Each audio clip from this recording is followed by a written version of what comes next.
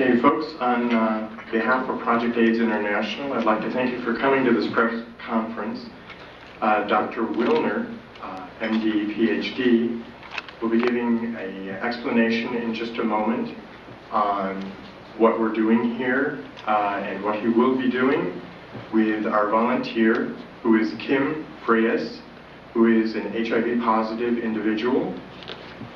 Today, Dr. Wilner will be infecting himself. He will first explain what he will be doing, as well as why he will be doing.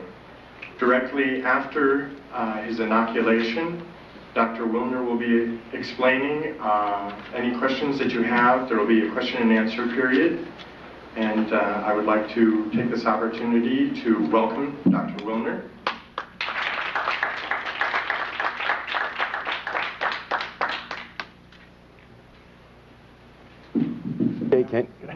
I don't know if you can hear me without the mic. Yes. I can hear it. Okay.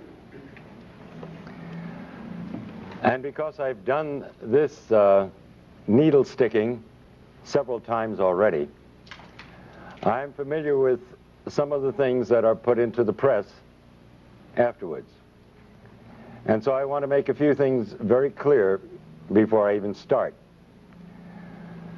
I have a certificate in sex education, and I taught for a couple of years at the University of Miami Medical School during Sex Education Week to the medical students. I want to make it perfectly clear that I support responsible sex. I call it responsible sex because it goes much further than the concept of safe sex. And I'm not so sure that I know what safe sex is. During this period of time in which especially young people of this country have been threatened with AIDS, a death-dealing disease supposedly, as a consequence of irresponsible sexual behavior, the incidence of venereal disease has climbed, and the incidence of births without benefit of marriage has also climbed, but not AIDS. Really very interesting. So this apparently does not have an effect on the sexual behavior of our young people. And I never for once thought that ever would. It never has throughout history. There's only one thing that will affect sexual behavior, and that's understanding what the responsibilities of sex are. That number one, you're dealing with the feelings and emotions and the lives of another human being when you enter into a sexual contract. Number two, you can contract 6 venereal diseases. And number three, an unwanted pregnancy can occur amongst heterosexuals at least. These are very serious and very important considerations. And the lack of consideration and responsibility in this area creates a cost in human suffering that's incalculable, and a cost in monies that is incredible. So don't anyone out there say that I am for irresponsible sex. But I am against lying to our young people. I am against causing death and destruction through that lie. I am against telling a lie to the young people so that they continue in other behaviors which are truly causing AIDS. Now, you've got to ask yourself the reason that I'm here today. And it's been suggested that I'm here to sell a book called Deadly Deception. There's only 2 ways that you can get the truth to people. By your own words out of your own mouth, and by putting them on paper. And that's the reason for the book. We're talking about probably the most horrible scandal and scam ever perpetrated, not only in the name of science, but in humanity and in all history. Today is December 7th. And I was 12 years old when the attack on Pearl Harbor came. and I remember World War II very well. And it's a very significant day today because I see an incredible parallel between what is going on in the so-called AIDS epidemic and what happened in the years preceding and resulting in World War II. The great lie of Hitler. It's amazing. I think he would envy the job being done by members of the National Institutes of Health and even the media, especially in this country. I charge the media with part of the responsibility, and a very significant one, in a current Holocaust that can end up being worse than the one that occurred during World War II. When it was first announced that Dr. Robert Gallo had found the virus that probably caused AIDS, and that announcement was made with Margaret Heckler in 1984 to the press and to the media without one single scientific document appearing in any journal in the United States. And as we know now, without any proof whatsoever that the virus caused any disease. The media picked up on it for the sake of a story. And soon the virus that probably caused AIDS was now the virus that caused AIDS. It was proven in the press and nowhere else. Now it's interesting, a lot of questions are asked of me whenever I appear before the cameras and do what some people have called a stunt, to sell books. I'm from the planet Earth. I honestly believe that these individuals are from the planet Uranus. How anyone could suggest that I would stick myself with a virus that is supposedly deadly for the purpose of selling a book, that's complete insanity. And I will put the lie to the individuals of the NIH, particularly Gallo and Fauci and Hazeltine and Essex and the rest of these scoundrels of the worst order. Criminals guilty of genocide, without a doubt. I invite them to take me to court. I wish Burroughs Wellcome would take me to court because they have been putting out a killer drug knowingly. Because in a court of law, I would have the opportunity to provide the absolute proof and evidence, as I have in my book, Deadly Deception. Now, I'm not alone in what I'm doing here today. How does the press escape such obvious truths? Why would the finest virologist in the world, the most noted virologist, member of our National Academy of Sciences, Peter Duesberg, why would he put his entire career on the line? What did he have to gain? He's already lost his laboratory and his funding. They can't take away his professorship because he's tenured. Why would a Charles A. Thomas, professor emeritus of Harvard, say the same thing? Why would Kary Mullis, who won the Nobel Prize in virology last year, why would he stick his neck out? What did he have to gain? These are the questions reporters should be asking. And in order to sell a book, I would inoculate myself with a virus that supposedly is deadly. Ever think that maybe we all know something that you just don't get? That if you take the virus out of the equation, you have a perfectly understandable disease with a perfectly understandable answer. And I might remind you, in case you are not aware of it, and if you haven't read my book, that we have known what causes acquired immune deficiency diseases for at least 70 years. It's in the medical textbooks. It's there for you to read. Number one cause on the face of this earth is malnutrition and starvation. That's African. Look to the headlines of the October 3rd issue of the London Times, Sunday Times last year. And inside headlines that screamed across 2 pages, the plague that never was. Speak to Philip and Evelyn Kreinen, who head partage with an organization of 250 people their own hospital, their own doctors, their own laboratories, who have lived in the heart of the epidemic, supposedly, or the supposed epidemic, for 5 years. There is no epidemic. It doesn't exist. They are there. They're not some character who goes through from the World Health Organization and says, oh, I've seen the people dying. Of course you have. We all saw them on television in Somalia. What do you think you were looking at? That was AIDS, due to starvation, due to malnutrition. It's no big secret what's causing AIDS. We've known it for 70 years. Number 2 is drugs. And don't just think of street drugs, because the number 1 cause of AIDS today is actually 2 medical drugs. AZT,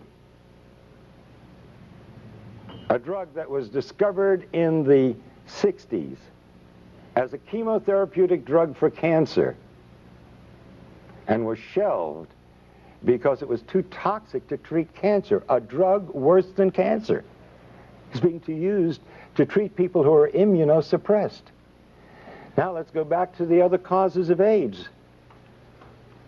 So it's not only street drugs but medical drugs, but now 3 is radiation. What do they worry about at Chernobyl and Nagasaki and Hiroshima? But number 4 is chemotherapy. Number 4. The number 4 cause of death of acquired immune deficiency diseases. Chemotherapy. And the most toxic chemotherapeutic drug of all times, AZT, is what they're now using to treat AIDS. And the Concord study, completed last year. Now, can you imagine saying to the world, where was the press? Where are you people? Here they're giving a drug that costs thousands of dollars a year, and it doesn't do any good? That's if you want to believe that. But did anybody here bother to look at the insert, the paper that comes with the drug? It's a DNA terminator. It means it is a terminator, just like the movie. It terminates life. You terminate DNA, you terminate life. And they talk about side effects in the insert.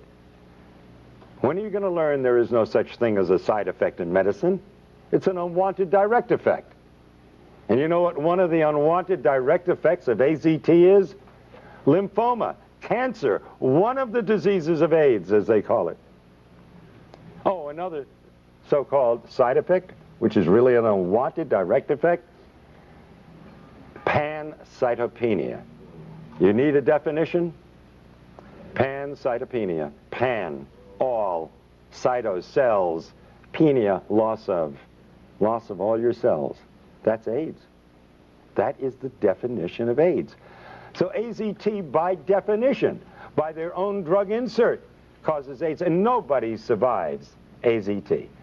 That will eventually lead to your death. And they've cut the dosage way down because it was killing them too fast. It's like giving somebody a large dose of strychnine and they die within 5 minutes. And so the next person, you give them a few drops of it and they last 4 or 5 days, and you say, strychnine's a wonderful drug. This person lasts 5 times longer. This is the kind of thing that they present to the world.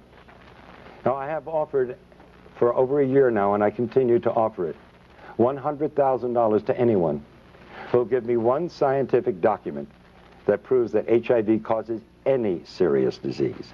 It doesn't. It is a scandal and a scam beyond belief. The virologists who are responsible for this, what do they have to gain? Now, I don't know what Duesberg had to gain, or Charles A. Thomas, or Kary Mullis. He already got his Nobel Prize. Why does he come out and say it? And he's the one that found the test, the PCR reaction. And he said that there is no body of evidence that supports that the virus causes any disease whatsoever. But what about the individuals who have perpetrated this lie? They are all multi-millionaires. What do we have to say about the National Institutes of Health when a private laboratory, independent laboratory, found AZT to be 1,000 times more toxic than the laboratory of the NIH? We can understand a 5% error in a laboratory, even a 10% error. But a 10,000% error? Or 100,000% error? That's fraud. And as I understand it, the word has gone out, and there's even documents and letters to prove it, that the CDC, the same organization that let blacks go untreated with syphilis, well documented, just to see what would happen with the disease.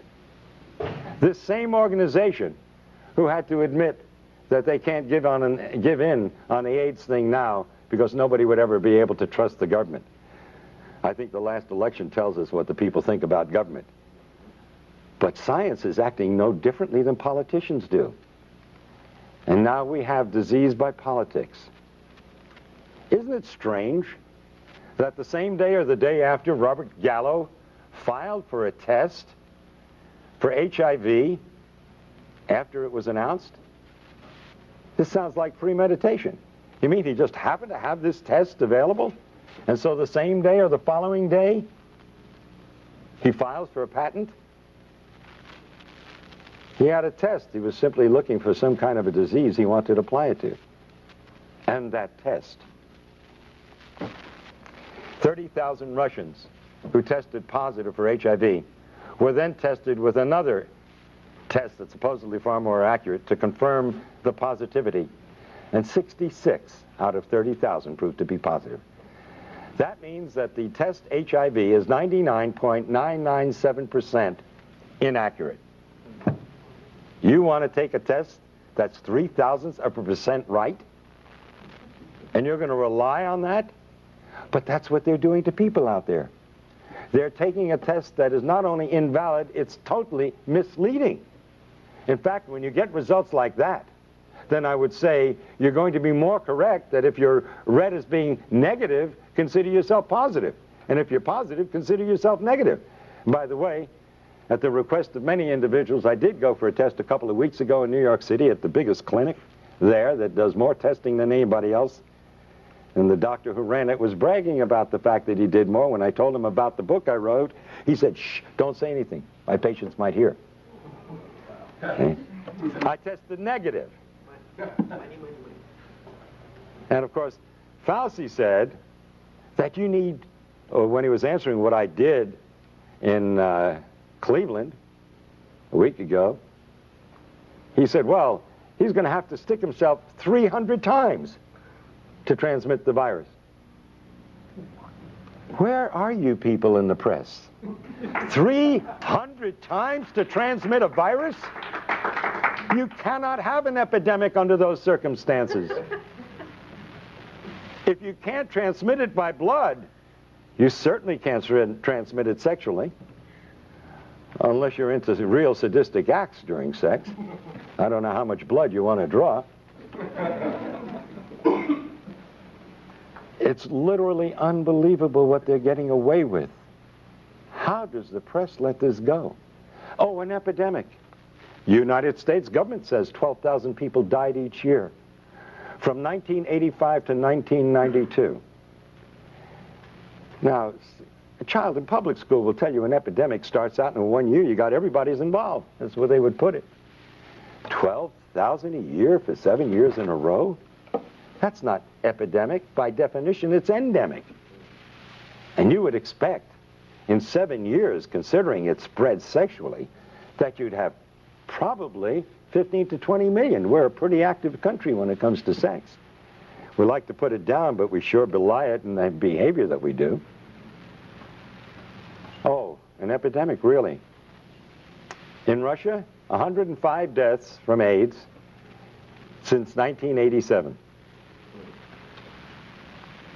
In Philippines, 80 deaths since 1984. Epidemics? There is no epidemic. But who has to gain from this? Dr. Duesberg? What is he gaining from this? That alone should alert the press to who's telling the truth. And if you hear an argument amongst politicians and one calls the other names and doesn't answer the specific charges scientifically, who's the liar? Fauci and Gallo, instead of answering the scientific conflicts and contradictions that Dr. Duesberg has so brilliantly pointed out, instead of answering them, they call him a homophobe. Can you imagine? I've been called a homophobe too. I wonder, I come here with a message of hope to not only the gays, but to the blacks and the Hispanics and all the other outcasts of society, which strangely enough are the only groups that have been connected with the so-called AIDS. Because you see, if you belong to one of those groups, you've got AIDS. But if you don't belong to one of those groups, you get the respectable diagnosis of you have tuberculosis, you have lymphoma, you have leukemia, you have Kaposi sarcoma, pneumocystis pneumonia, 30 plus diseases. Where is the press? How do they buy a story that a virus knows what country it's in? 3 symptoms in Africa, but 30 diseases in the United States and Europe. How do they buy the story that a virus has prejudices? It prefers men over women 9 to 1 in the United States and Europe, but men and women equally in Africa. It knows whether you're gay or straight, married or single, black or white. It should be hired by the immigration department because it does one heck of a job. This is what they've been feeding to the public, and this is what you and the press have published. It's funny, every time that I've stuck myself with a needle, I get calls from major television shows by excited young people who want to tell the truth. And then I get a call 3 days later telling me that it's been nixed at a higher level. That's no surprise. After all, who am I fighting? 2 drug industries. One supposedly legitimate and the other illegitimate. And they do an awful lot of advertising, the supposed legitimate ones. All those things out there that they sell for your colds and everything else, that's the pharmaceutical industry. And they also put out prescription drugs, most of them. And they pull the purse strings. And so we have a better propaganda machine in the United States than Hitler had in his time.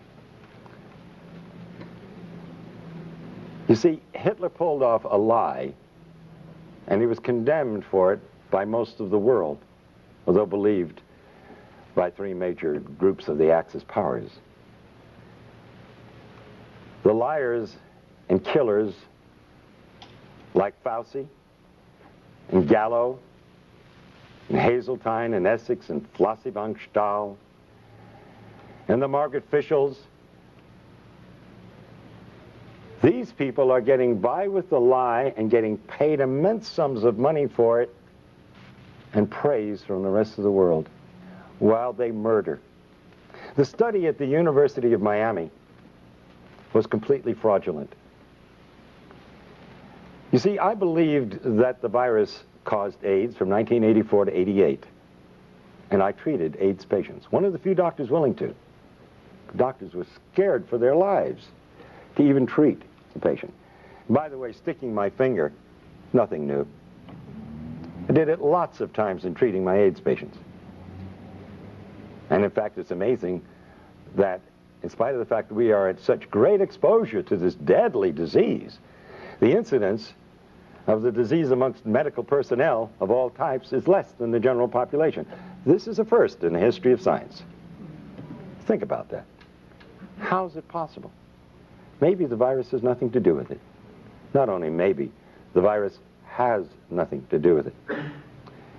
In 1988, I was invited to a dinner where Burroughs Wellcome was going to push AZT as a drug for treating AIDS.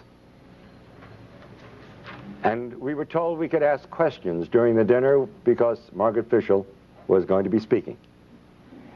And when she mentioned that the drug AZT had 56 side effects, I raised my hand. And I said, Dr. Fischel, how do you do a double-blind study on a drug with 56 side effects? You've got to know if you're on the drug. And she said to me and the rest of the doctors sitting there, well, the placebo had 31. And I raised my hand again. How could a placebo have 31 side effects? How could an inert substance have 31 side effects?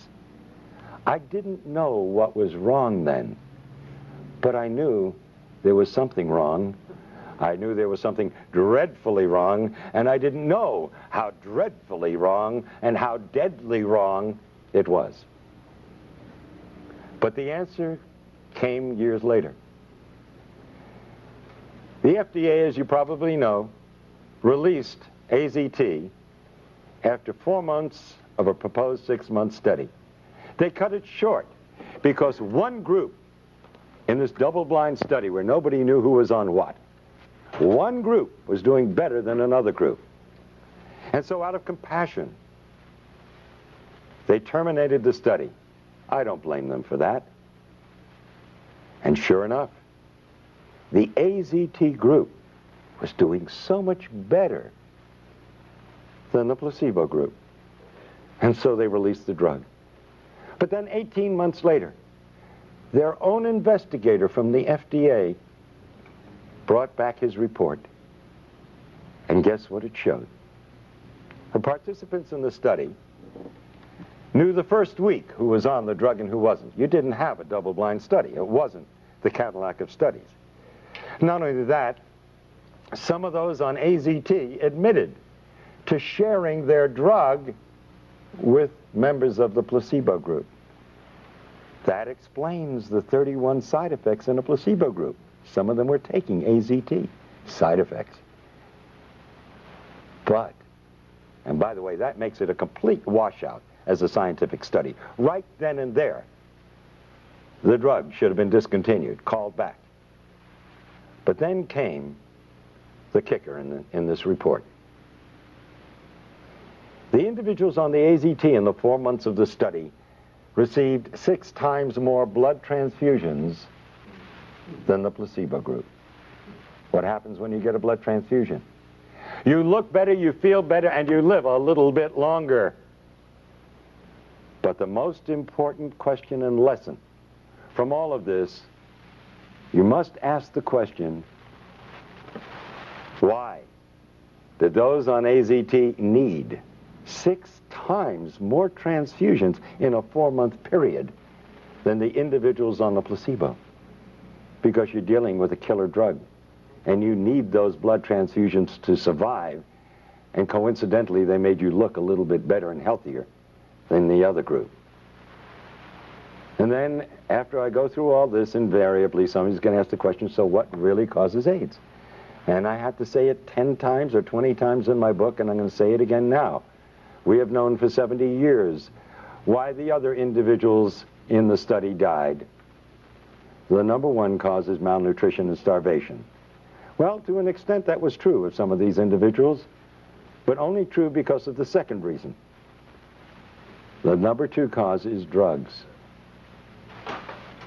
You recall, you fellows and gals in the press, a couple of weeks ago you reported in your newspapers that we were killing off our senior citizens with too many drugs.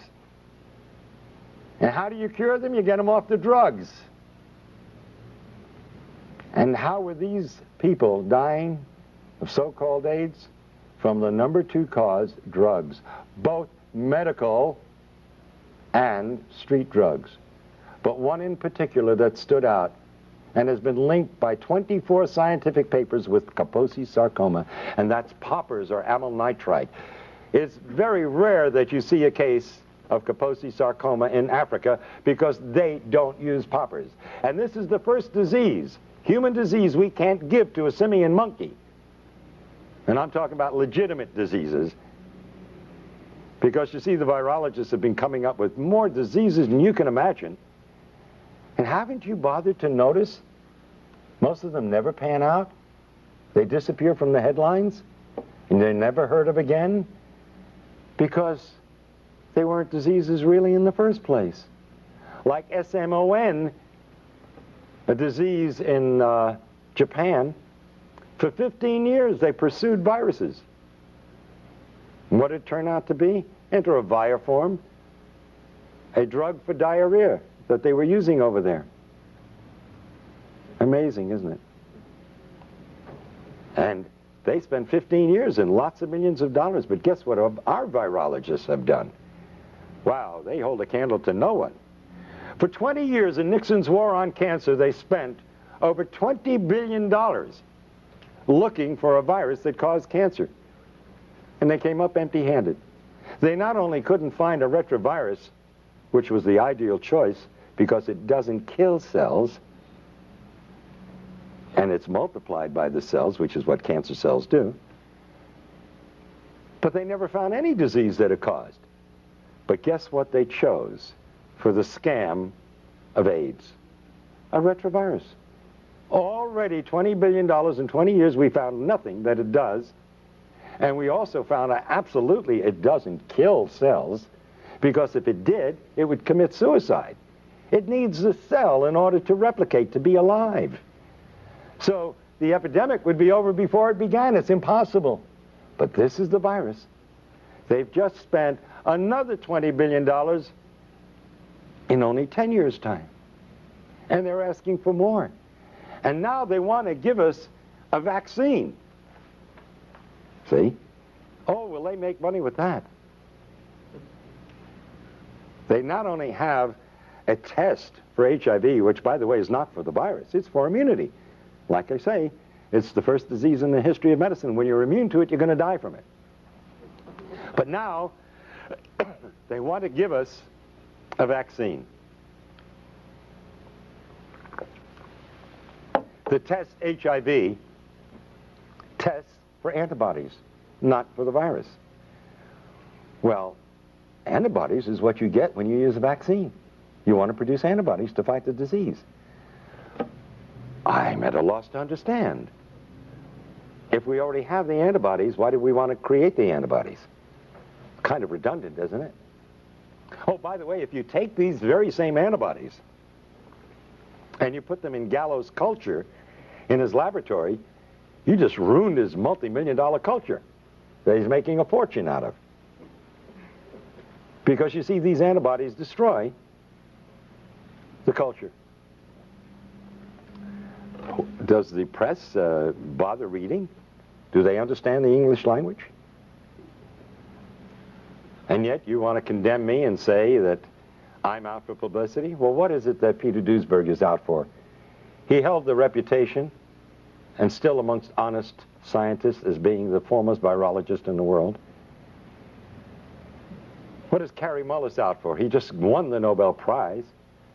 Why does he want to put at risk that incredibly marvelous reputation of being a Nobel Prize winner? Why would he put that at risk? Unless maybe there's still some honest scientists around. Now, what about the rest of them out there? You know, I often ask myself the question, if my children were still in school, and I had house payments to make, and I had to put them through school, etc., would I be doing what I'm doing today? I don't think I've ever answered the question because I'm kind of afraid of what I might answer if I was going to answer honestly. And he who is without sin shouldn't be casting any stones. So I won't cast the stones at the thousands and thousands and thousands of virologists out there who are going along with this scam. Because you see, they would be out of jobs if they dared criticize Margaret Heckler or the heads of the NIH. They'd be out of jobs, and they'd have families that they have to support, and futures that would be down the drain. You don't cross the establishment. And so the lie is being perpetuated by the silence.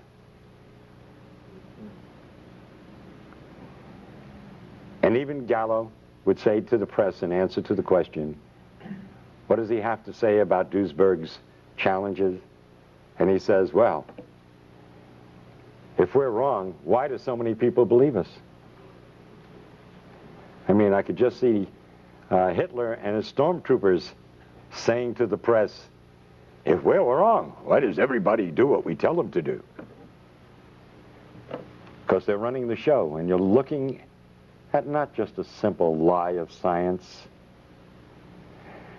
In the back of my book, I have the picture of Pedro Tocino of Spain, father of 2 young girls, a hemophiliac. Nothing wrong with the man. But because he received so-called tainted blood, they had him on AZT. I stuck myself to get that man off AZT. I said, if I stick myself with your blood, will it convince you there's nothing to worry about? And Pedro Tocino, now over a year later, is very healthy, having a wonderful life, enjoying his 2 young daughters. But all of his friends are dying or are dead. This is real.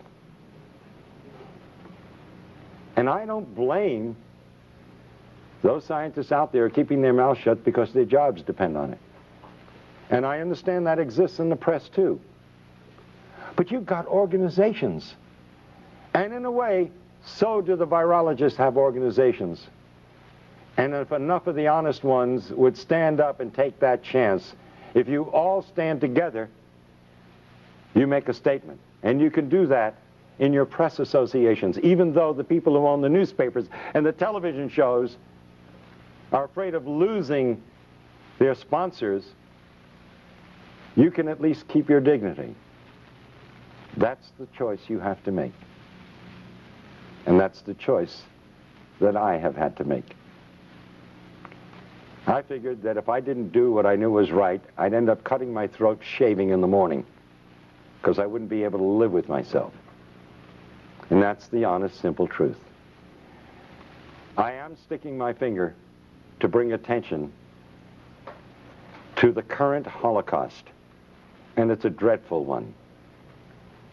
When you terminate the DNA of a human being, they waste away and die in an inhuman fashion. We all have the right to die with dignity. But if we told them the truth, a lot of them wouldn't die at all. They'd simply get off the poppers and off the drugs. And there's no dishonor in being gay and admitting that you've been on drugs. The decent human beings in this world will give you the support and help you, like we help drug addicts of all followings, so to speak. Those that would turn against you have turned against you anyway, because of what you feel and what you are. And there are even some religious groups who have turned against the gays and said it was God's vengeance. How can you believe in a loving God and believe that that God would cause such a terrible disease amongst humans?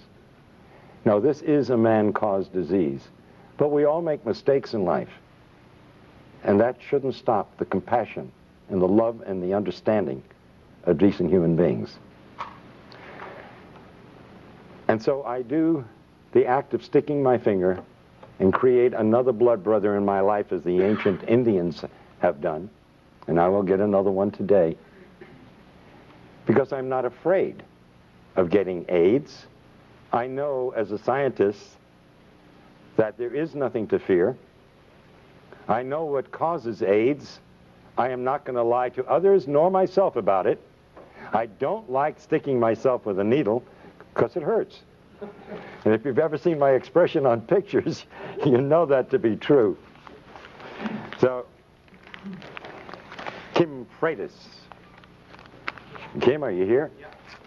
We're going to become blood brothers. Yeah. And please, to the press and to everyone else, I don't intend to stick myself 300 times, because it wouldn't prove anything anyway. Oh, and might I say that a Dr. Gottlieb, who achieved fame for being the doctor that noted the first 4 or 5 cases of AIDS, who said to me on a radio broadcast the other night, he would believe me if I took a liter of blood. That's a transfusion of blood. And I said, you know, you must be mad.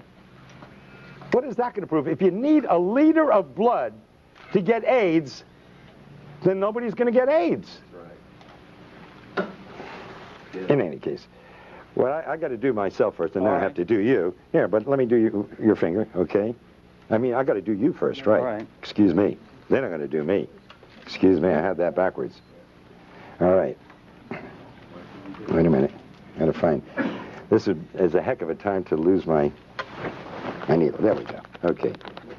Ladies and gentlemen, this is a typical butterfly needle set. If somebody has a scissor, it'll help. There, I got it. Okay. It's sterile. And usually we use it to take blood by sticking this in, and then we can inject things also. So, let's do that. We got this. Yeah. Okay. Now I'm going to... let me put my glasses on, okay? Good. I think you'd rather I do that. I got to tell you a cute little story. Shortly after my son was born many years ago, he's now 40, he got some kind of an infection or whatnot, and I spoke to the pediatrician at the hospital. I was an intern at the time, and he said, go home and give him a shot of penicillin. So I took the syringe and everything home, and my wife held Bruce over her shoulder, and I grabbed his little bottom cheek, and I go like this, and I stuck it right into my thumb, so. Careful. You can tell I don't like doing this, never have. Okay. Now we want to get a lot of blood. There we go. Okay? There we go. Now I'm wiping this needle thoroughly in this blood. And I say to my friends Fauci and Gottlieb and Galpin and Gallo and all the rest of those criminals, all right, that this is for the sake of humanity and no other reason. Oh, whoa, whoa. Right. And believe me, it hurts. You can move it more.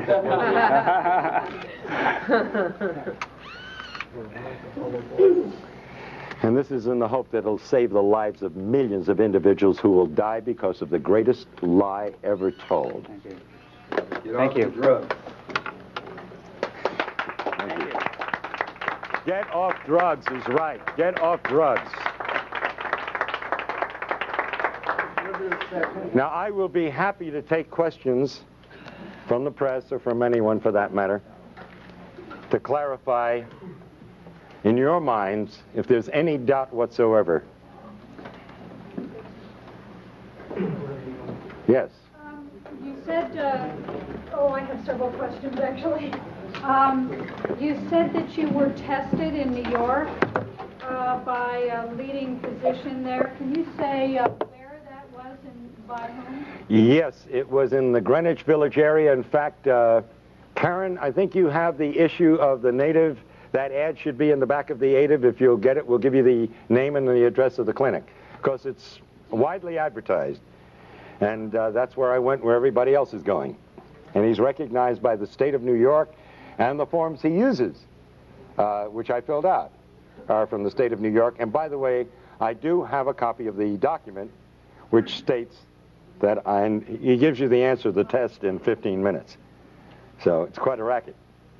And by the way, it's very interesting because that you asked the question, because you see, I was in a quandary as to what possible purpose could this serve. If you have a test that's 99.997% inaccurate, what are you proving? You would treat somebody with a deadly drug on the basis of a test that's totally worthless. And by the way, let me point out that a research group in Australia in the past year have stated that not only is the test completely inaccurate, it's totally nonspecific. Yeah. That you could be positive if you had the measles, if you had the flu, if you had a flu shot from your doctor, or if you had any one of 100 diseases. Let's look at the scenario. This is serious business. Yeah. Somebody gets the flu. or gets a flu shot this year.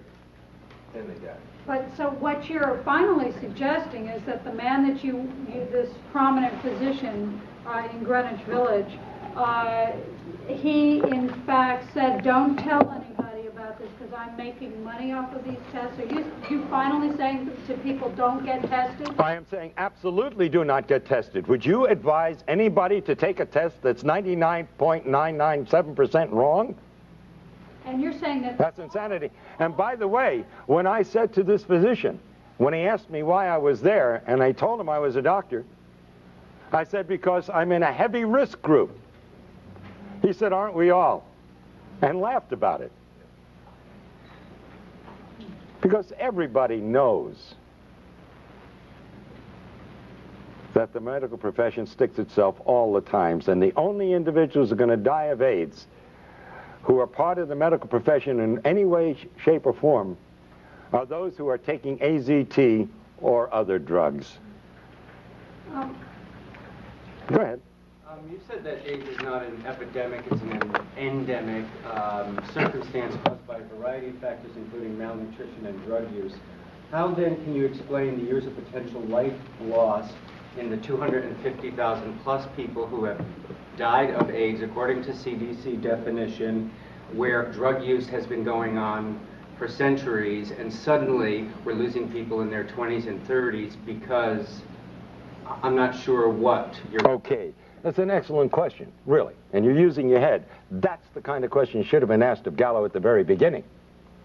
And by the way, you said 20s and 30s, our healthiest people. Isn't it strange? You got a disease, the first disease in the history of mankind, that affects our healthiest? But what happened in the 60s? The drug culture began. What happened in the 70s? It heated up. At the end of the 70s, the gays came out of the closet and became an identifiable group. Now, I'll ask you, in a sense a redundant question, but I think it'll get the point across. I'm going to name 5 of 30 diseases. Tuberculosis, a new disease. Lymphoma, oh, that's a new disease too. Leukemia, oh yes, that's a very new disease too. Pneumocystis pneumonia, another new disease but lesser known. And Kaposi sarcoma, another new disease? No. These diseases and the other 25 have always been around. It's real easy, it's real simple to create an epidemic. You simply take a bunch of diseases and put them under one heading and then claim that one virus is responsible for it. Well, that's nonsense. First of all, let me offer the proof. The reason it appeared, which I think is the essence of your question, as though it were some new epidemic coming on, is because it appeared in a select population, the gay population. But it only is appearing in gays who are on drugs. Only. And especially, and substance abuse, right. And remember, by the way, too, that alcohol is a drug. And remember, these individuals, many of them, extremely promiscuous, would get one venereal disease after another, and they'd be taking antibiotics for these diseases all year long. And it's a matter of medical fact that antibiotics are immune suppressive. Now, let me offer one very important bit of investigative reporting for you. It was reported in the newspapers a couple of years ago that this HIV was found in blood that had been preserved in laboratories in the 1940s. They went back and looked at some of these samples. They found HIV, which, by the way, has been around certainly for thousands of years. But let's just use that one example. If we had HIV in the population in the 1940s, and we had homosexuals in the 1940s, and by the way, according to Kinsey, 10 to 15% of the heterosexual population preferred anal intercourse, where in the world was your epidemic?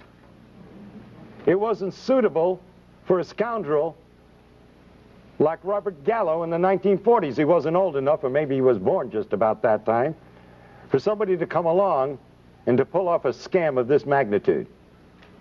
And now they're caught up in a maelstrom.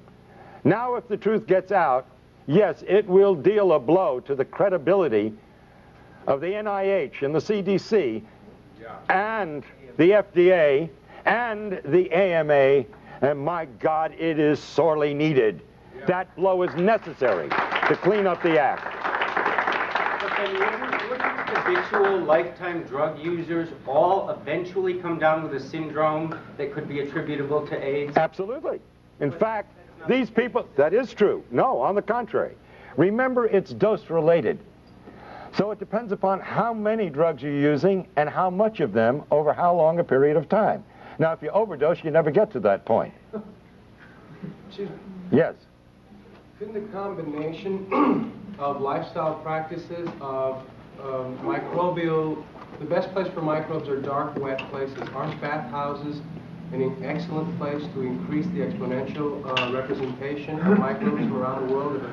If men who have had sex with 1,000 other men through the year have contact with those same men who are themselves are very similar, do you think that that adds an incredible amount of immune suppression that is not suffered by the rest of the population who does drugs or those other things? Do you think that that has... Well, I don't know. You see, the Romans and the Greeks had bathhouses, and there's no evidence that pardon me? Not with ecstasy, MDA, poppers, and all the things that were going on.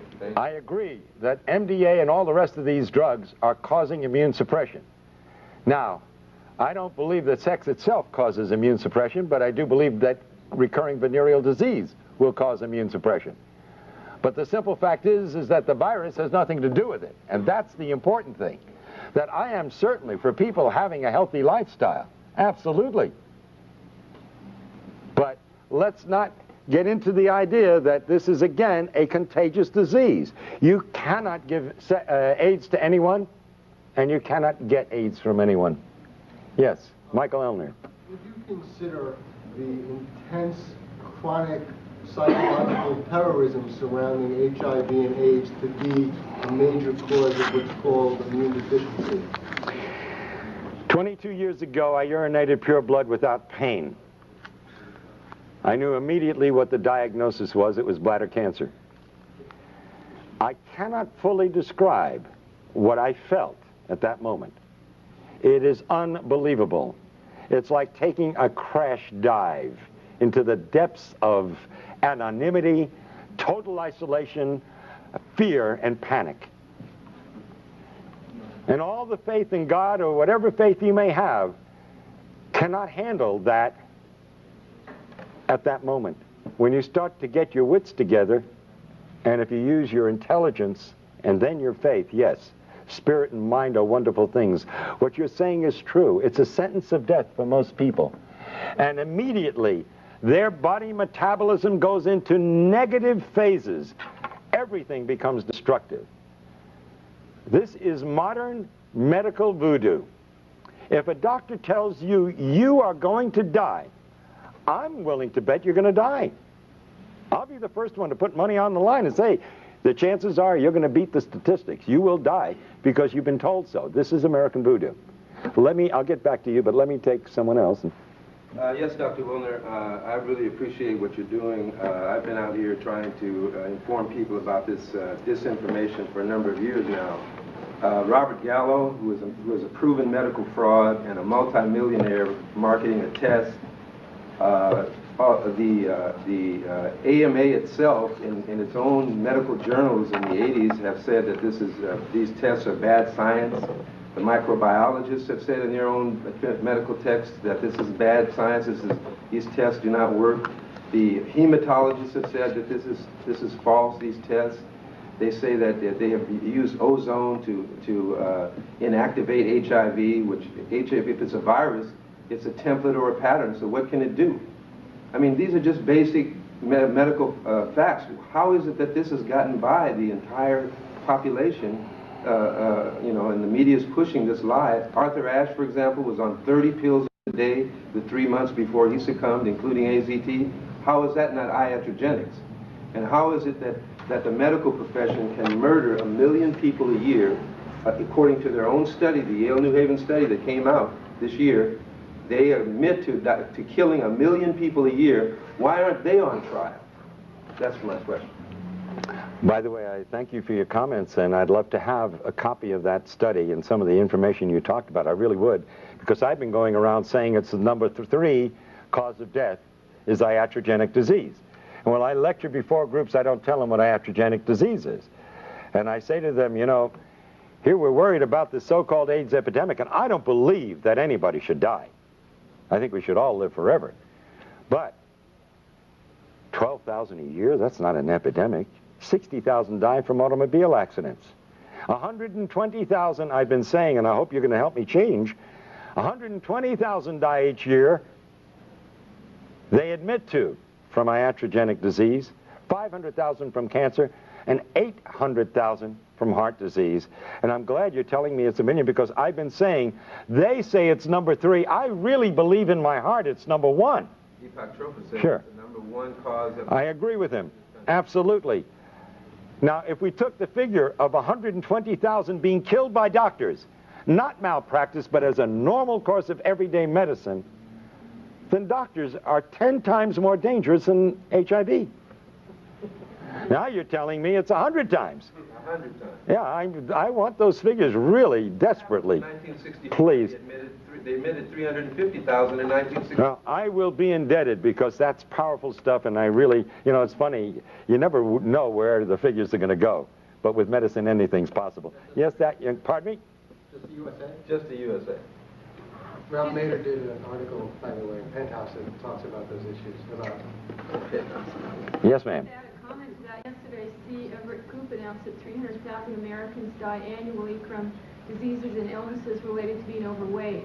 So I don't know how that multiplies out, but it would certainly be a lot more dangerous to be overweight than to be HIV infected. You know, that's a very good point. Yes. There you go. Thank you. That's a very good point. You know, I pick up some marvelous ideas from some very bright people, and I can't tell you how much I appreciate it. I'm going to be using those. Do I have your permission? Okay. Could you give some insight on how this mechanism works with pediatric AIDS? Oh, okay. That is another good question.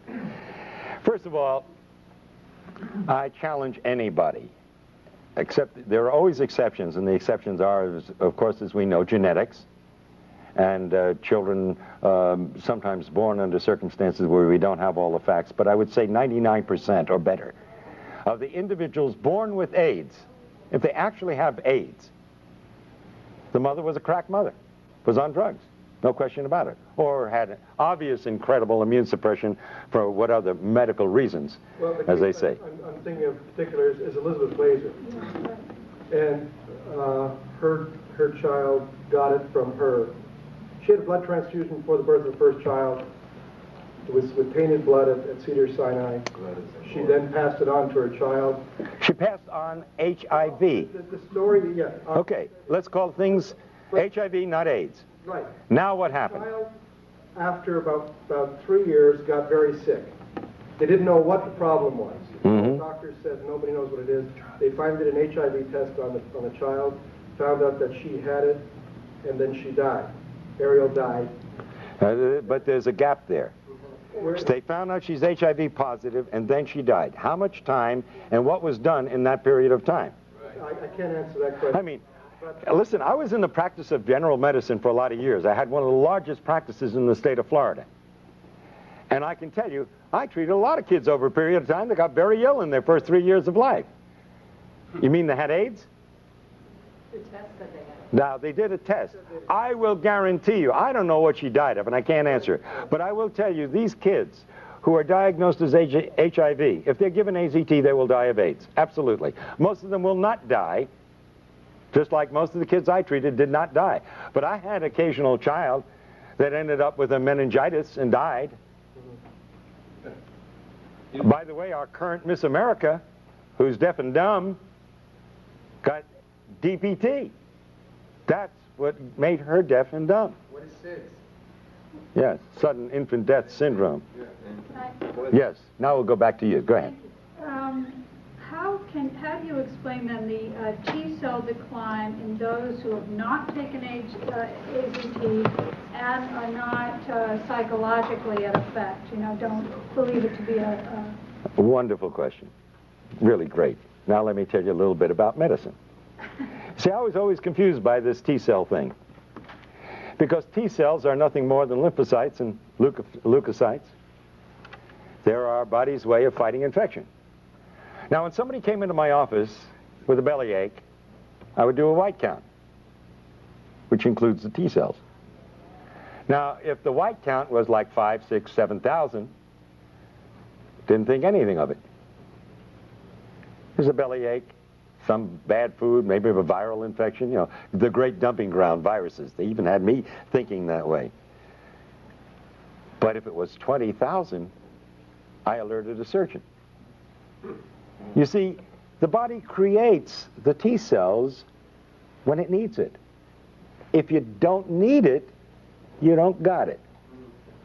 Why would you walk around with a lot of T cells when you've got nothing to fight? And I can tell you one thing we have always known. There is no correlation between severity of disease in AIDS, so to speak, and the T cell count. It doesn't match up, and I'll tell you why. You look a little bit confused when I said the fact that you will not have a high white count unless you have a severe infection. However, which means that if you don't have a high white count, it's not bad. If there's nothing else wrong with you, then I'd say, well, that's normal. Well, why do you want a high white count? If you got a bad cold, you'd get an elevation in your white count. Now, we know for a fact, it's well documented, that you have individuals who have died with AIDS with elevated T cells. And we have individuals who've been healthy. And when I tell you healthy, I feel sick by comparison at looking at some of these individuals. And they test out incredibly well. The best, healthiest specimens I've seen, the kind that most women say, oh my God, why is he gay? You see? Because he's so good looking and so handsome and so strong and so healthy, you see? They have no white, they have no T cells. So T cells, you don't count T cells as a barometer of how one is... No, because yes, you can use it to some degree as a barometer, depending upon the situation, but basically, no, you can't, and I'll tell you why. You know that you can change the T cell count if you worry somebody? Completely established. I worry about these individuals who go in and get these T cell counts one after another, because their whole life is focused on these T cell counts. And when it goes down a little bit, instead of being reassured, which is the way I would interpret it, they get panicky. Now they're really doing damage. And at some point, if they're on drugs, and sometimes even if they're not on anything, but because they've been told they're going to die, like the witch doctors of Africa and elsewhere, these individuals will die because they literally worry themselves to death. It's a crime beyond belief. They're the rare ones, I admit. But the fact is, T cell counts absolutely have no correlation with severity of disease. They can be low because you have wiped out your immune system, and they can be low because you don't need them. That's the important thing to understand. It is not a barometer for anything. And they lie, they lie, they lie, and then they lie some more. Is this a real case scenario? I go in, I get tested, I am told I'm HIV positive, my T cell count could, I've heard from cancer research, be cut in half. In other words, 50% of your T cells go on strike, the other 50 keep working. I got news for you. The other scenario can happen too. It can go wild, go way up. Yeah, but if it goes down because I'm told I'm going to die, isn't that enough to get me on AZT? Oh, sure. Absolutely. And once First of all, let me tell you something. The CDC that let syphilitics untreated when they had drugs that could have treated, just to observe, this same CDC has already admitted that between 40 and 60% of the cases listed at AIDS were never even tested for HIV. And not that it makes any difference because the test is meaningless. So could this scenario also happen? I take AZT, because it is a foreign invader, my T cells will go up. Yes, they initially do.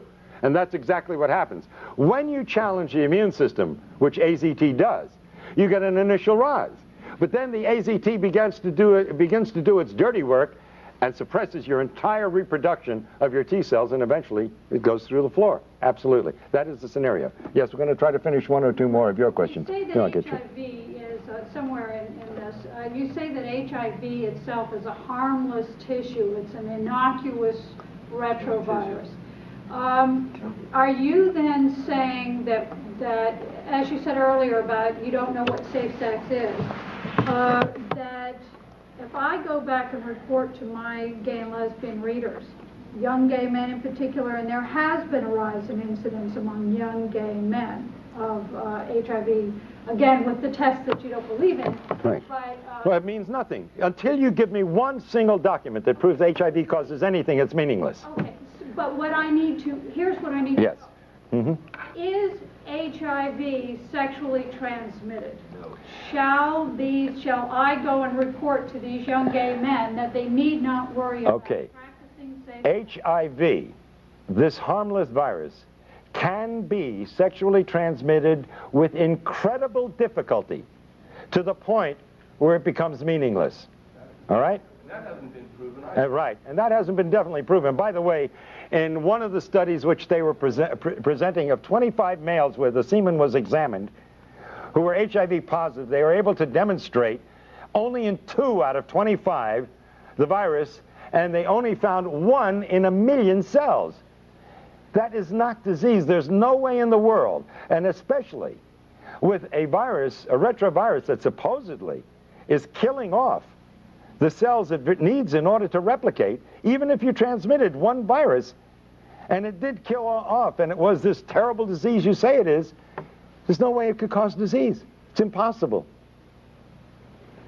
The lie is so compounded and so idiotic and so unbelievable that you literally have to fight your way out of the maze of these lies. They are all unadulterated lies, and the men responsible for them, and women, belong in jail. Yes, and then we'll just...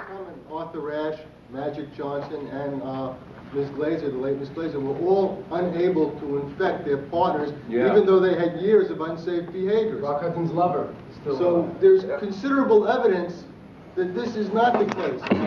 You know, they say you have to inject yourself 300 times. Your IV drug users are given free needles to protect them. No one says that the drugs might cause AIDS. And in our experience in New York, but certainly the largest population of AIDS cases, there is a clear-cut thing that anyone looking at it will find. The people using drugs develop the diseases called AIDS, and the people who aren't recover their health. It's that simple. Yes, and by the way, for that population that you're writing for, let me simply point out, again using the government's figures, they say it takes an average of 1,000 acts of intercourse over 10 years in the United States, and 10,000 acts of intercourse over 10 years in Africa to transmit the AIDS virus. That's twice a week in the United States for 10 years on an average to transmit the virus. In Africa, that's 20 times a week on an average. And if you know what the bell curve is, there's got to be some individual out in Africa that's doing it 200 times a week. I want to meet that individual. And now let me give you a set of figures which you must produce for your readers, please. The World Health Organization says that the annual conversion rate in the United States for HIV is 1 to 1.5% a year. Now, according to the figures given us by the CDC, there are constantly, for 10 years now, 1 million HIV positives in the United States. Now, that defies all definitions of an epidemic. How does it stay steady at 1 million if this is an epidemic that's going to kill everybody? And by the way, their predictions from 10 years ago were 91% wrong as far as deaths were concerned. Think of that. Now, hold on. 1 to 1.5% per year would average out to 67.5 years for everybody who's HIV positive in the United States today to become full-blown AIDS. That's the annual conversion rate, published not by me, by the World Health Organization. But in Haiti, it's 1/10 that. So if you're HIV positive, I would advise all your readers to go to Haiti. They got a 10 times better chance of survival if they go to Haiti. Because there it will take 1,000 years for everybody, this is World Health Organization figures, for everybody who's HIV positive today to become full-blown AIDS. But hold your hats, hold the presses, young lady. Tell your readers this, and I quote the World Health Organization. Maybe I should put my hand like this while I say it. But they say that in Zaire, you have 100 to 150 times better chance of survival if you're in Zaire than if you live in the United States. In other words, there, it will take 25,000 years for everybody who's HIV positive today to become full-blown AIDS. Now, I think you ought to urge your readers, all those with compassion and with heart, to take the first plane to Zaire and to stop anyone on the street and ask them, are you HIV positive? And if they answer in the affirmative, I think you owe it to them as a conscientious human being to say, sir or madam, are you aware that in the next 25,000 years, you're liable to die of AIDS? Those are government figures, they're not mine. The ridiculousness of it demands that you print those figures, that they give them to your readers. Isn't it interesting that Africa and Haiti have similar situations in North America and Europe? Although Africa is closer to Europe, you would think that infectious spread would spread closer to the center of the origin. The answer is very simple. Malnutrition and starvation can lead to death, and at a very variable rate depending upon the malnutrition. But AIDS due to drugs is a much shorter period of time. And iodocanol, it's a drug from Ciba Geigy, or no, LaRouche, I think. They've been injecting people in Zaire and Angola and in Haiti with this iodocanol since the 1970s. And this is a hepatic drug. This kills the liver. And the liver is your biggest filter of your blood in the body. And if you destroy the liver, it has more than 500 functions in the body, then you're dead.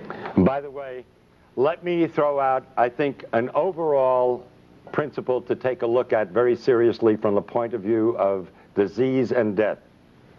And this applies to AIDS as it would apply to any disease problem in humanity, and with this I'm going to end.